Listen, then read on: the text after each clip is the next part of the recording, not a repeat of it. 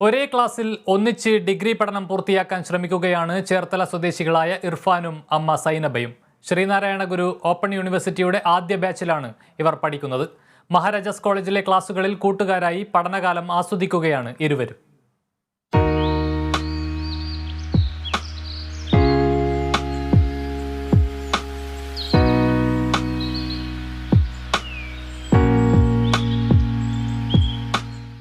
BA മലയാളമാണ് ഇരുവരുടെയും പാഠ്യവിഷയം.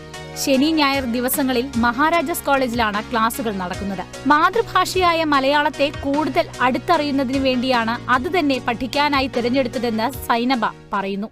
ഇപ്പൊ നമുക്ക് ജോലിയൊന്നും ഇല്ലാതെ വെറുതെ വീട്ടിലിരുന്ന് മൂഡൗട്ട് ആവണ്ടല്ലോ, ഉമ്മ പഠിക്കാൻ പോകുന്നു പറഞ്ഞു. അപ്പൊ ഇവൻ എന്തായാലും ഡിഗ്രിക്ക് ചേരൂല്ല, പഠിക്കാൻ ഭയങ്കര മടിയായിരുന്നു. അതുകൊണ്ട് ഇവനെ കൂടി നമുക്ക് ക്ലാസ്സിൽ അറ്റൻഡ് ചെയ്യിക്കാനും ഡിഗ്രി ഇവനെ കംപ്ലീറ്റ് ചെയ്യിക്കാൻ അങ്ങനെയൊക്കെയുള്ള ഒരു മോട്ടിവേഷനാണ് കൂടുതലും. അല്ല, ഞാനിനി പഠിച്ചിട്ട് കാര്യമൊന്നുമില്ലല്ലോ, ഉമ്മാനെ പഠിപ്പിച്ച് വലിയൊരാളാക്കണം എന്ന് എൻ്റെ ആഗ്രഹം.